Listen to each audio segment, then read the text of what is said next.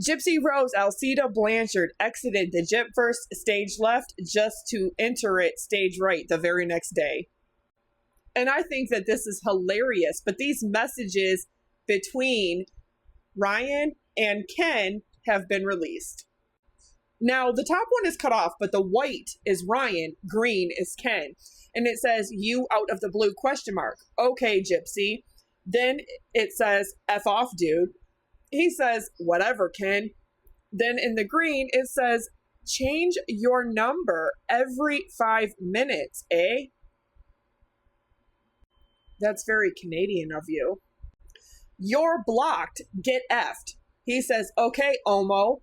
Then he responds back, "Okay, limp, D-I-C-K. The D ain't fire if it's limp." Down there, it is cut off, but it says something about you doing this stuff every night. And he says, "Okay, wow, B-I-T-C-H, boy." Then up here, Ryan says, "TikTok. I have recordings if Gypsy calling you," I think he meant of Gypsy calling you gay. "Maybe I should post them. Don't F with me."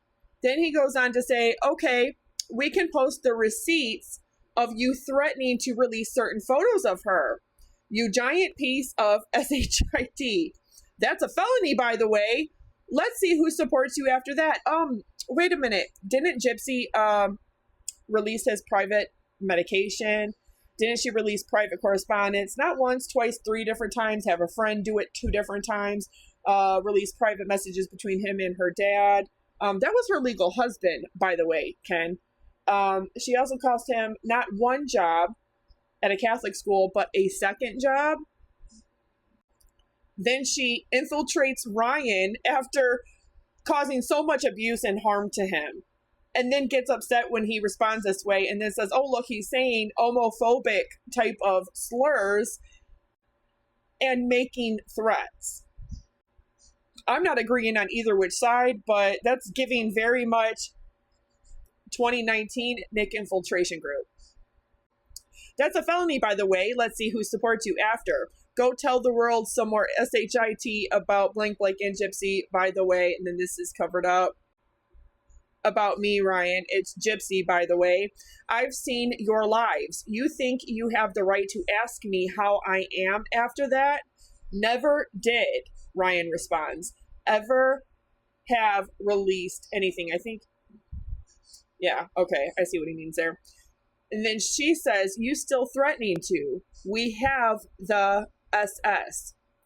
Then he continues, "I haven't said anything negative about you." No, I'm not. But that's not the only bombshell thing that was released today. These private messages between Gypsy's friend Bree and Katie Joy Polson were also put out.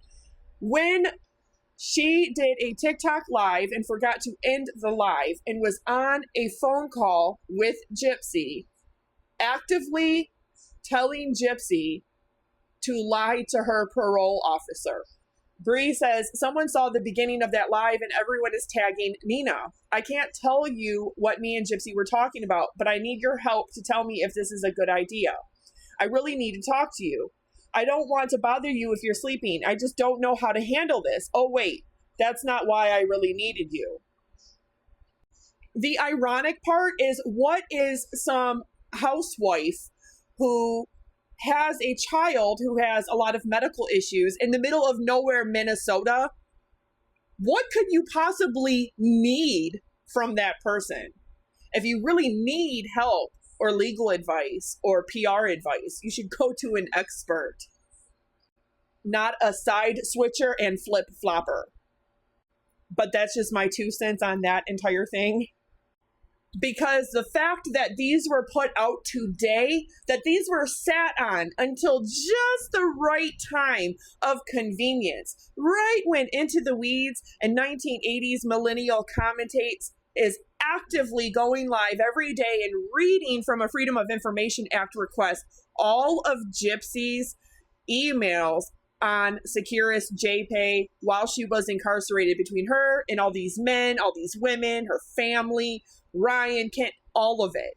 It's really convenient that somebody would sit on all of this and they're so trustworthy that they can keep a secret, that they can be trusted.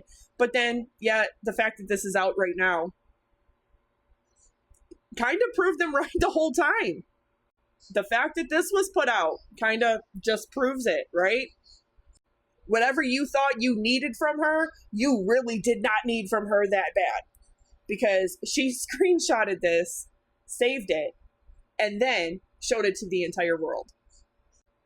And same with this. Conveniently, while all of these real emails, while she was incarcerated, was obtained through a FOIA, comes back after 6 months of not talking about Gypsy and says, the time that Gypsy passed around texts between Ken and Ryan.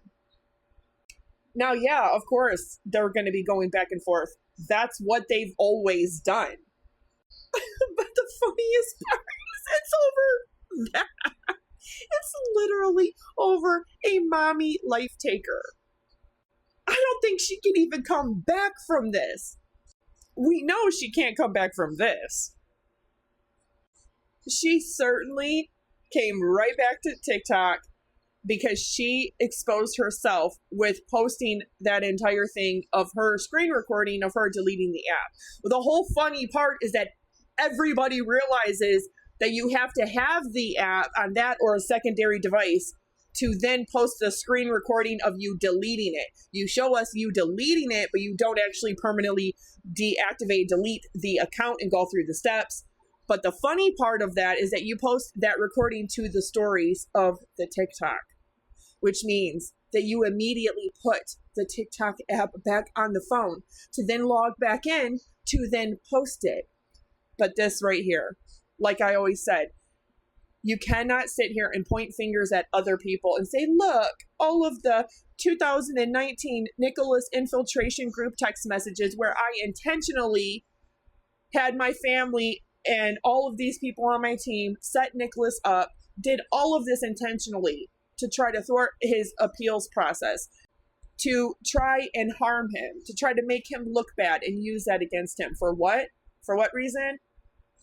Because unless you're willing to show every single email and message that you sent while you were incarcerated, all this is to me is a deflection.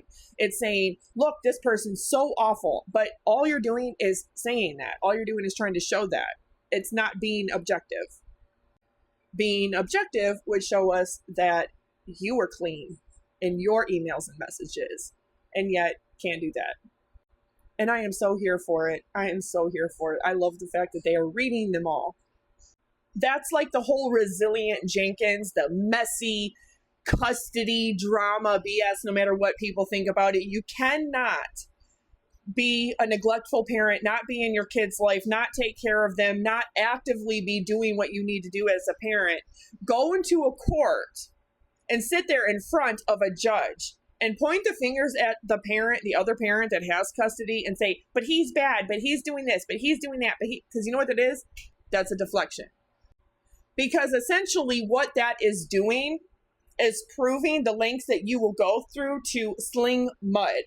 Instead of turning that energy inward, focusing on yourself. What can I do to show the court that I'm serious, that I want to get my act together, that I want to rehabilitate and change my life in a positive and proactive way, that I want to be an active participant in my child's life?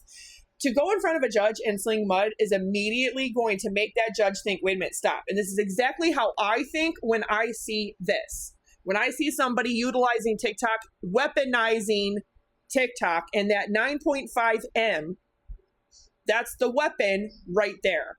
Same way she used Facebook to write, that bee is dead. When you do this, unless you can show every single one of your emails and your messages and prove that you are not like this or worse, shut up. Because all you're doing essentially is coming into a court and trying to sling mud and point fingers so the people don't look at you and what you are really doing, how you are really behaving, the things you're saying, the despicable POS that you are being, while you're simultaneously trying to throw all of the attention and the deflection over there by that person's a worse POS. Take that time and energy and face it inward and actually create real change.